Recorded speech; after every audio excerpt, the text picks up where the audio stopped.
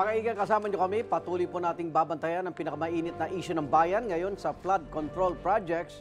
Hindi po natin yan titigilan dahil ang pinag-uusapan dito, bilyong-bilyong kaban ng bayan. Pera po natin yan, ha? Pera nyo po yan. Ngayong umaga, bibisitahin natin ang isa sa mga lugar na sentro ng investigasyon at aalamin ang epekto ng korupsyon sa mga nakatira mismo roon. Nasa Kalumpit, Bulacan ngayon si Ivan Mayrina para pag-usapan ang issue ng bayan. Ivan? Igan, Maris, nabanggit niyo yung katagang bilyong pisong pera ninyo. Itong proyektong aking kinatatayan ngayon, dito sa Barangay Frances sa Kalumpit, Bulacan, ang halaga ng proyektong ito, 77.1 million pesos. Sira na, wala pang isang taon. At ang pinakamalala dyan, kung anuman ang gustong solusyonan ng proyektong ito ay hindi natupad. Ngayon ho, kasama natin yung mga direktang sumasalo ng epekto ng katiwalian ng ilang mga opisyal ng gobyerno at mga politiko. Sila ho ang sumasalo, mga taga-Barangay Frances. Sila ho yung araw-araw na bahagi ng buhay nila ang baha. Pero yung proyektong ginawa, natural, hindi ho epektibo dahil nga ibinulsa ang pondong para sa proyekto. Kausapin po natin ang ilang mga residente tungkol sa kanilang saloobin tungkol dito. Magandang umaga po sa inyo. Ano ho yung naramdaman ninyo nung nalaman ninyo na ang pondong para sana sa proyekto na magbibigay solusyon sana sa paghihirap ninyo, naibulsa pala ng ilang mga tiwaling opisyal ng gobyerno? Siyempre po, unang-una yung sobrang lungkot. Kasi sa tagal namin nagsasuffer sa ganitong sitwasyon, biro mo ang high tide, nararanasan namin na hindi dapat namin mararanasan. Tapos isa rin pinakamalaking bagay po sa amin, yung nadalaw rin po kami ni PBBM para makita po yung sitwasyon po namin dito sa Barangay Frances. Talaga po kasi na first time po na may dumalaw sa amin, ibang mga politiko na hindi man lang dumadalaw sa amin kung ano yung sitwasyon namin dito. Saka talagang talagang nakakagalit na hindi na siya nakakatuwa.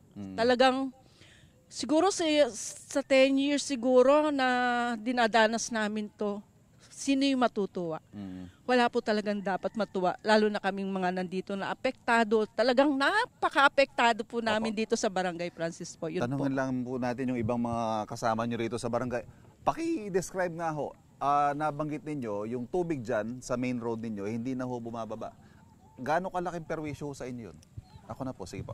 Napakalaki itong perwisyo talaga yung tubig na nangyayari ngayon sa aming barangay. Unang-una po sa mga mag-aaral. Pangalawa po sa mga may-ari ng sakan. Katulad ko po, nagsasaka po ako. Wala po akong mangyari ngayong hanap buhay. Naghihirap na po ako ngayon. Kaya po talagang sobrang pahirap po ang nangyari sa amin. Samantalang ngayon ay nakikita namin na mayroon naman palang pondong maayos para sa aming barangay. Kaya po talagang nakakalungkot. Ang mga bata po, ilang linggo na pong hindi nag-aaral. Nabanggit nyo nga ho yung mga klase, bihira na daw ho makapag face-to-face classes dito ngayon dahil pirming bahana. Talaga pong bihirang-bihira. Karamihan po ngayon ay module. At ang mga bata naman pong nakakapasok doon sa mataas na lugar, napakamahal naman po ng pamasahe. Kaya talaga pong lahat po naghihirap sa ngayon. Ako, maraming salamat po. Yung mga tiwali dyan, tignan nyo ho, pagmasdan nyo ho yung mukha ng mga kababayan natin dito. Sila ho ang sumasalo ng kalokohan ninyo. Pag-usapan pa po natin ang mga pwedeng gawin ng pamahalaan kasi nagkakaroon tayo ng mga investigasyon, may kabilang investigasyon ng Senado, ang Kamara, magkakaroon pa ng Independent Commission. Pero habang ginagawa po yung mga investigasyon na yan, ay patuloy po naghihirap ang ating mga kababayan. Pag-usapan po natin yan kasama si Ma'am Maria Fe Mendoza. Ma'am, please, welcome. Sumama po siya sa atin dito para personal ding makita itong proyekto at marinig ang hinaing ng mga taga rito. Professor, nag-iimbestiga ho, may pananagutin daw, but in the meantime, nagsasuffer po yung mga kababayan natin. Ano ho kaya ang pwedeng gawin muna habang nag-iimbestiga tayo para naman matuloy yung mga proyekto? Siguro po, sige, go ahead, ma'am. Siguro po, ituloy. Kasi sinuspend daw po yung yung construction kasi yung subcontractor o yung contractor ay gustong i-repair. Pwede naman po sigurong i-lift muna yung suspension para matapos po yung proyekto. Kasi after po nung completion, pwede naman pong yung may 1-year warranty pa po na kailangan na ayos, nasa plano, nasa design, at nasa standard. Pero sino hong gagawa? Yung contractor pa rin na pareho? Wawaw daw po ito eh. Dapat yung contractor at his cost. Hindi dapat sisingilin pa ulit ang gobyerno. Kasi ang nila, kung matatapos yung dike at mayroong pumping station na magagawa, siguro maaayos na at mawawala na yung baha. Pero ang construction din ng pumping station at saka ng dike will take time. So magsasuffer pa rin yung mga tao. Yung kanilang palaging may alipunga, yung mga ganyan, tapos wala silang trabaho, magpapatuloy habang hindi pa naaayos yung dike at saka yung pumping station. Siguro ho, yung pumping station na bagit nyo, malaking bagay. Kasi bahagi ho nung 77 million peso contract nito, bukod dito sa dike, ay dapat may dredging yan at may 3 daw pumping station na kasama na hindi nakita ng mga taga rito. Oo. So dapat meron ng pumping station. Sabi nga ni Kapitan kanina, meron daw pumping station pero private. Pero doon sa kontrata, kasama yung 3 pumping station. So dapat makita yung dapat pumping. i-produce yun. Oo, i-produce na makakatulong siguro para maibsan yung misery, ika nga. No? Prof, ito hong nangyayaring ito. Marami ho tayo na pag-usapan kanina sa procurement, sa sistema. Where do we even begin? Paano ba natin sisimulan itong pagsasaayos ng sistema? Ang hirap ayusin kasi masyadong masalimuot at komplikado, 'di ba? Yung mga sinimulan na ng presidente, yung sumbong sa presidente, isa 'yon. Okay. Yung naghihiring sa Senado at saka sa Kongreso, pwede din 'yon. Ipagpatuloy 'yon. Tapos yung plano na di ba yung courtesy resignation, di ba ang daming marching orders ni Secretary Vince, di ba? Ipagpatuloy 'yon. Pagkatapos nga yung pag-create ng independent commission, siguro makakatulong din 'yon. Very crucial po yung independent commission, ano, kasi dito nakasalala yung credibility, tsaka dito siguro may establish kung gaano kadesidido ang pamahalaan na panagutin yung mga nasa likod nito. Oo, kaya lang baka mataas ang expectation natin doon sa independent commission kasi di ba parang sabi ng Pangulo, recommendatory lang siya. Pero ngayon, sa sitwasyon natin, marami naman tayong anti-corruption institutions. So dapat yung mga ombudsman, Sandigan Bayan, tapos meron pa tayong integrity management program, di ba? So, i-revive yung program na yon. Tapos yung mga institution na talagang dapat na pati yung COA na inaayos at walang corruption sa gobyerno ay palakasin yung kanilang pag-i-enforce ng dapat nilang mandato. Ma'am, the citizenry, ang mga mamamayan mismo, ano ho kaya pwede nilang gawin? Kasi pinupush ni Secretary Dizon ng DPWH, transparency halimbawa. Paano ho kaya natin i-improve ang transparency? Pahirapan naman natin yung mga magnanakaw na magnakaw. Oo, ang kasi yung kinukwento ko nga yung concerned citizens of Abra. Ang talagang kinuha nila yung standards kasi meron tayong national standards sa mga infrastructure. So kailangan ilan yung bags of cement, ilan yung truck ng buhangin, yung mga gano'n, no? Anong klase ng bakal yung ilalagay.